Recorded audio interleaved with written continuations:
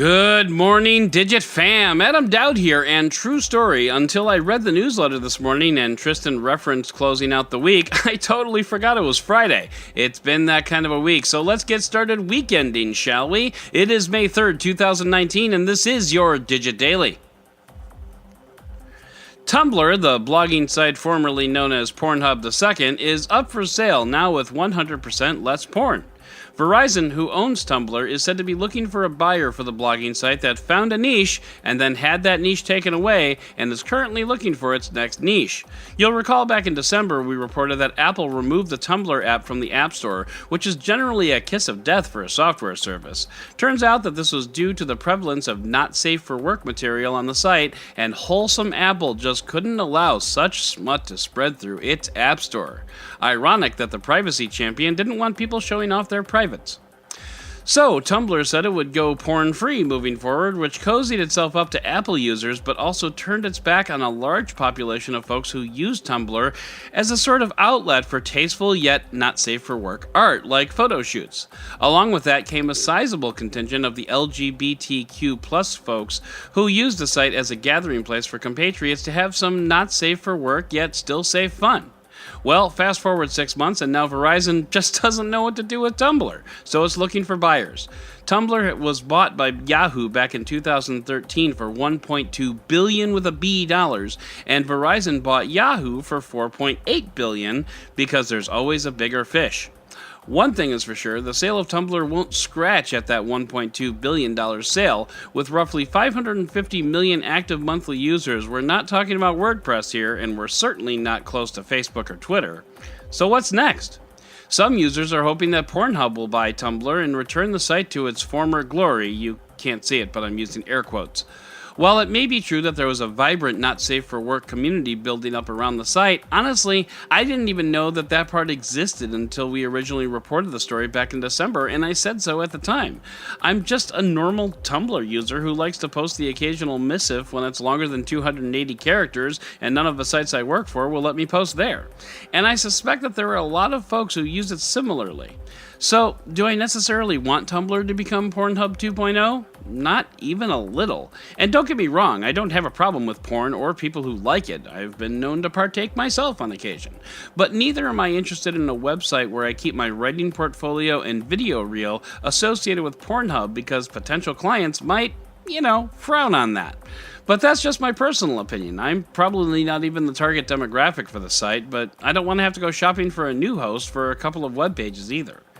But I should also mention that I don't want to fuel this argument simply with my own biases, so TechCrunch is here to bail me out by taking a hard look at Pornhub and its parent company MindGeek and how it generally treats creators. Spoiler alert, it's not well, and with a mind toward profit before creators. And it would be a shame to see Tumblr creators treated the same, even if it does allow for a resurgence in the communities Tumblr left behind, because those communities would be treated like crap. So while Verizon weighs its options, let's head into the weekend with a nice, robust, and safe for work roundup! Quick, think of the most famous actor you can think of who never spoke any lines. You're probably thinking about Charlie Chaplin right now, but you should be thinking about Peter Mayhew, the actor who wonderfully portrayed Chewbacca. Mayhew unfortunately passed away at the age of 74, leaving behind a legacy of performances that few could pull off. It's incredible how much of Mayhew went into Chewbacca, which became more and more obvious because when you saw him outside of the costume, you really only saw Chewie. R.I.P. Peter Mayhew, and thanks for the memories. Well, you can pretty much put the speculation about whether or not the Pixel 3a and 3a XL are coming next week to bed. A Best Buy in Springfield, Ohio, accidentally put the phone out on store shelves for a bit before Google called them and said, no!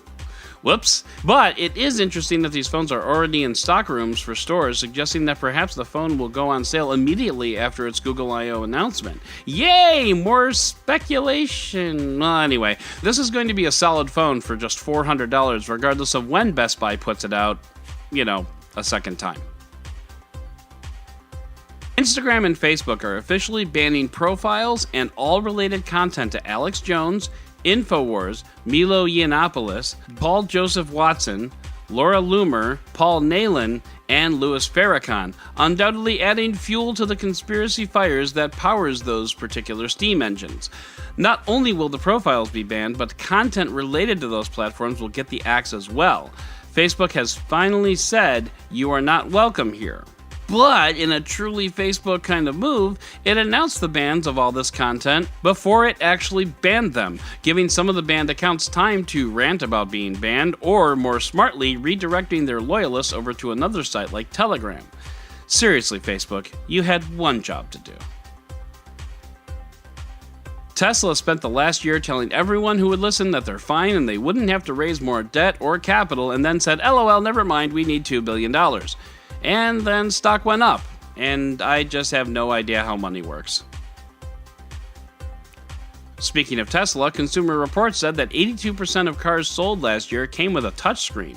No word on whether or not accidents rose as well. Personally, as much as I'd love to say that I'm not a fan of touchscreens in cars because you can't feel for the controls to things like the radio, etc., that would be disingenuous AF, because if I'm totally honest with myself, I look at the buttons that I'm going to push in the car, and I control my smartphone while I'm in the car, and I'm a terrible driver, and no, this is not admissible in court, Your Honor.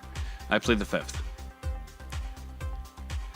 And finally, let's end this week on a positive note, or perhaps a negative note if you happen to live in a coal mining town in West Virginia. Renewables generated more energy than coal for the first time in U.S. history this past April. Renewable energy outperformed coal by 16% last month, which is significant because it was faster than projections indicated.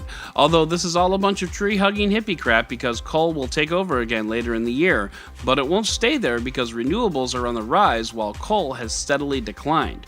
We're probably still a long way from being 100% renewable, but the writing is on the wall.